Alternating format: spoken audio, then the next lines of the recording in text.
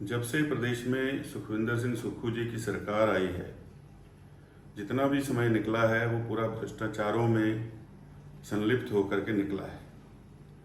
केवल अपने करीबी लोगों को लाभ देना, निरंतर निर्देश अधिकारियों को ऐसे देने कि वो रोज़ नए रास्ते निकालें कि किस तरह से जो प्रदेश की संपदा है, जो प्रदेश के विकास के लिए धन आ रहा है, उसकी लूट खसूट कैसे हो।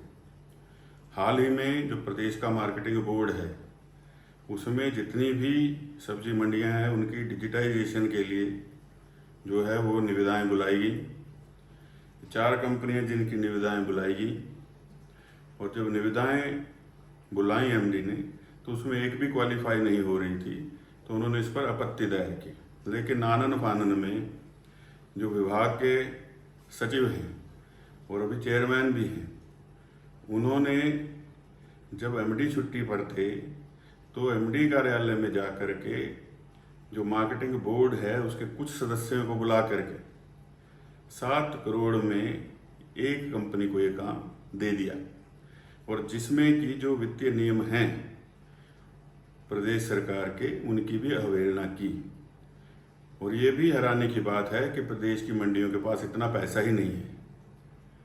तो इस तरह से करोड़ों रुपए के टेंडर कर देना, और टेंडर में जो पास ही नहीं हो रहे हैं ऐसी कंपनियों को काम दे देना, खुला जो है ये भ्रष्टाचार प्रदेश के अंदर चल रहा है।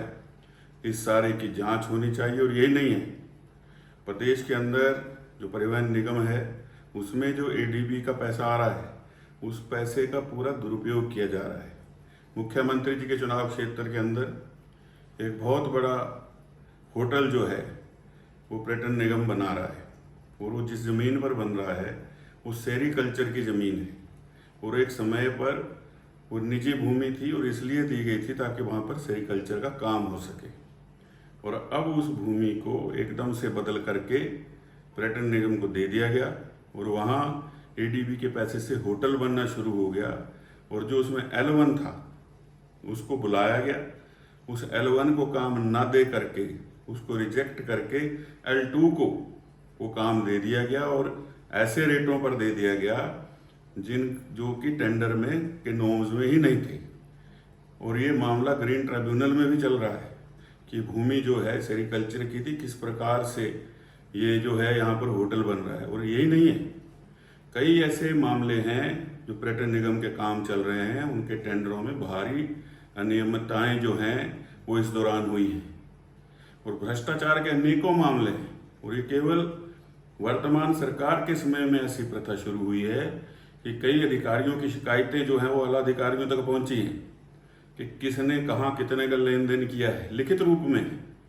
लेकिन आला अधिकारी उस पर कोई कार्रवाई कर नहीं रहे, क्योंकि हमाम में सभी नंगे हैं।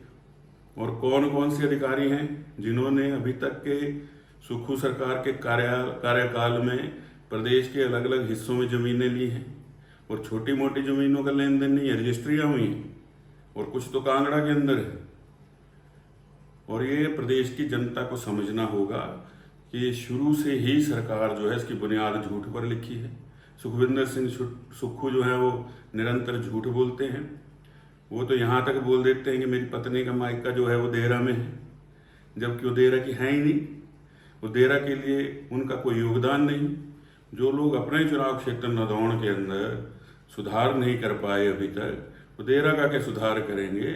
ये देहरा को और अन्य प्रदेशवासियों को सोचना चाहिए। और ये जो तीनों उपचुनाव हो रहे हैं, मेरा निवेदन रहेगा सभी से कि इसमें तीनों भारतीय जनता पार्टी के प्रत्याशियों को आप जिता करके भेजिए। और मैं लगातार कह रहा हूँ कि ये सरकार जो है इसके पास बहुमत नहीं है। ये सरकार जो है ये कुछ ही दिनों की मेहमान है, और प्रदेश के अंदर सरकार बदलने वाली है।